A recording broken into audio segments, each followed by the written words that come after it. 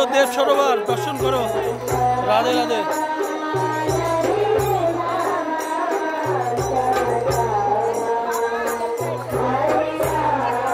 যেটা বদ্রীনারায়ণ সরোবর বলেছিলাম, এটাই দেব সরোবর।